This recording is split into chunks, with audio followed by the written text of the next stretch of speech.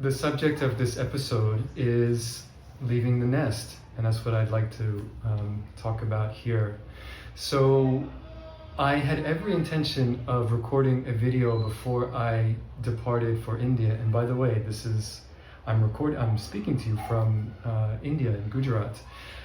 I had every intention of recording a video before I left, and I couldn't, and that was because I was so nervous and so anxious in the days and even weeks leading up to the day of departure, which was January 31st. It was supposed to be the 29th, but there were some issues with the flight, so I left on the 31st and arrived on the 1st of February here in India. And again, the days and even weeks leading up to the day of departure were just very difficult. I was anxious, I was afraid, and I was constantly questioning my decision of whether or not it was the right thing to go. And that resulted in pain episodes, in just moments of panic, because the question was, will I be okay? Generally, and also because I have this chronic pain that lives right here on the temple of my head.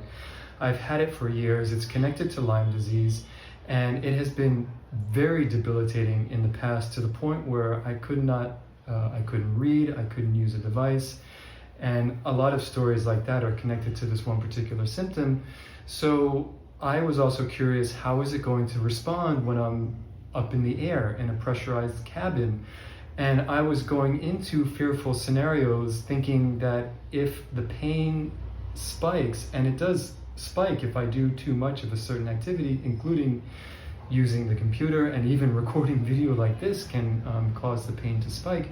So I was wondering, okay, if I'm up in the air and I have a pain spike, is it going to be at the level where I have to approach a flight attendant and say, excuse me, sir or madam, I'm having a problem here, we need to land the plane? And I was going through the entire process. Okay, if they land the plane in Germany, then how do I get back home? And am I going to be capable? Like, all of these fearful scenarios were playing out in my head, which would create a somatic response of actually feeling afraid and being in pain. And this is how it was before I left. And I had an understanding, I guess intuitively in my heart, that I had to move forward despite the fear.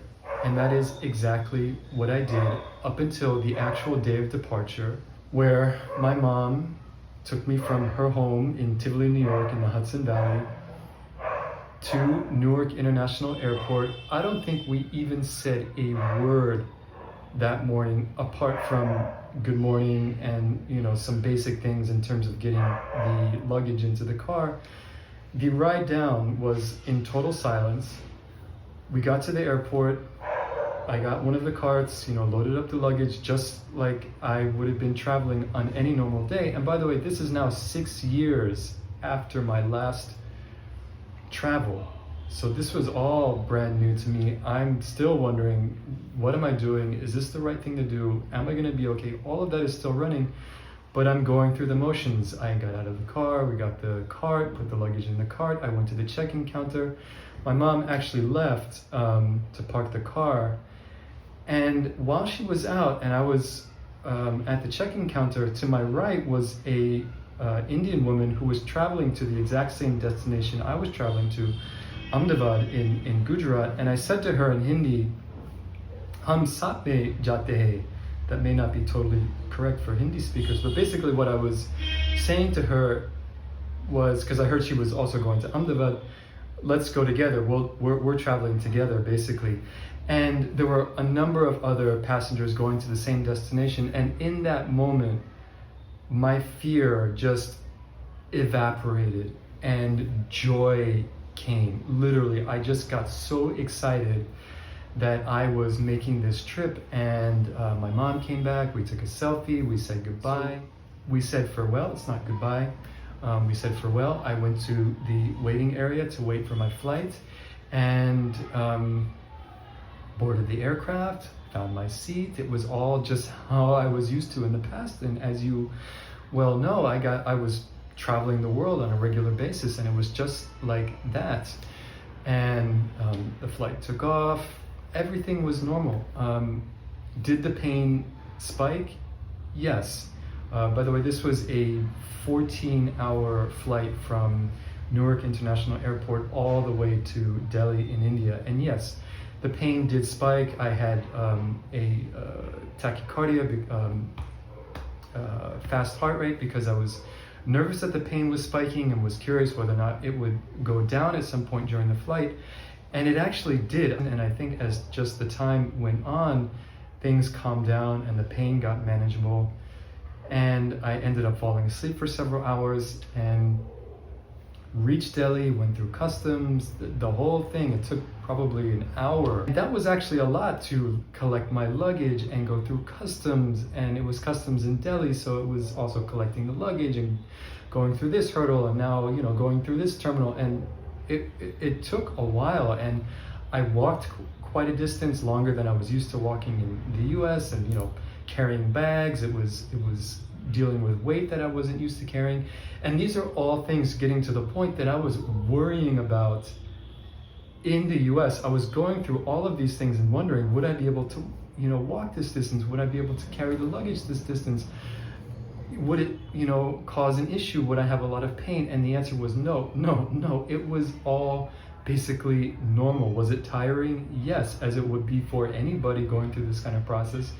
But it didn't cause the kind of incident that I thought it was going to cause ahead of time. And I think that's a lesson for all of us. And it's really a lesson for me that these scary scenarios we project about the future tend not to be true, or basically are not true. None of my scary scenarios came true. I reached Ahmedabad around 7 p.m. the following day, and I was greeted by a dear friend, Bhumika, who I wrote about in my previous email. She is somebody who I've known for several years, that I connected with in 2022 or so for work reasons, and a friendship developed over the years. And she also became a very profound source of support during my illness journey, in terms of encouraging me. We would talk often, and she would listen, and yeah, she's just been an incredible source of support. She was the one that greeted me at Ahmedabad, so we have been talking all of these years since 2022, but never, you know, met in person. So it was a reunion of sorts with her. It was amazing to see her first thing after this really long journey. It was very grounding, in a sense that I was meeting a familiar face, somebody who I've been talking to frequently. And she, as well as somebody who I haven't met, took me over to this campus of an institute called the Environmental Sanitation Institute, which is somewhere where I've stayed in the past. In fact, I spent 6 years living on this campus, and it became a home of sorts. And I was greeted by a lot of familiar faces, people who I consider family, who I lived with, shared space with, worked together with. And it was just all very welcoming and very loving. There was a nice swagat, or welcome, prepared for me. There was some dinner prepared for me, and I went right to bed. The following day was absolutely remarkable, and even the week that afterward that ensued was absolutely remarkable. That next morning, I met my dear friend, elder brother, and mentor of a sorts. His name is Jayeshbhai Patel, or Jayeshbhai we call him. And every morning on this institute, there's a prayer or pratna at 11 a.m. I woke up, I think, quite late at 8 a.m. And I remember just having my cup of coffee and waking up, and I was just so excited. I was home. I did not have a lot of pain as I expected, and I picked up my jadu, or broom, and started sweeping and preparing the space, just how I did in my kind of former life before the illness. And 11 o'clock came around, and Jayeshbhai was there. We met one another. We just bowed to one another. It was also a grand reunion of sorts. I was so happy to see him. And we went into the prayer. There was a big group of 50 nursing students who came, this elder from a ashram nearby also visited us, and he had me share in front of this big group, and it was just like forgetting that I was recovering from a major illness. I totally forgot, and I was sharing with the illness enthusiastically, just forgetting about all of these cocooning like patterns that I've been holding myself in for years. And the prayer ended, and then he took me and Bhumika, my dear friend, around the campus, showing me this, having me read this, and all the while I was thinking, I can't believe this is happening. I have not been functioning like this in years. And I noticed that we went up right up until lunchtime, and I had not taken a break.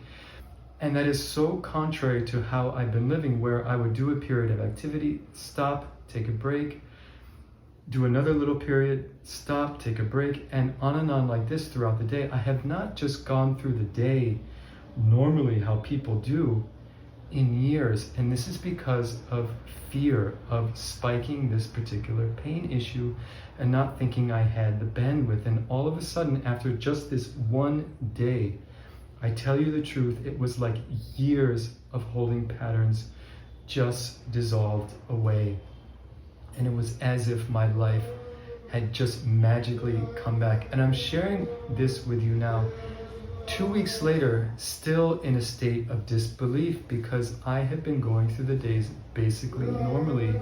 And yes, I'll take a break here and there to deal with this pain, which is still an issue. But essentially, my life has come back to almost a state of normal. And I'm just so grateful to be able to share this all with you today, that I'm here in India with a dear friend, a dear source of support, somebody who I'm working with on this vision that I'll get to in later episodes, and all is well. And more than well, all is great. Like every need is being provided for here. I'm happy, I'm joyful, I'm back in my life after years of struggling, after years of suffering, of pain, of doubt, whether or not I would be able to get back to this place now. I made it. I got here. The journey is not over. It's continuing, but a major chapter has closed. The illness chapter has closed. And I've gotten to the other side. And now it is fine-tuning. It is rebuilding my life and starting to build the foundations of this organization we call Matab, which will provide a foundation to my life of sorts that I will build on for the years, if not decades, to come. So thank you all for your attention. There is so much more to the story. I didn't even talk about how it was reuniting with my friends at the leprosy community that I lived in for 3 years. That's a whole other story that I'll get to probably in the next episode or in an email. I'll leave it here for now. I love you all. Thank you so much. And until we meet again, God bless.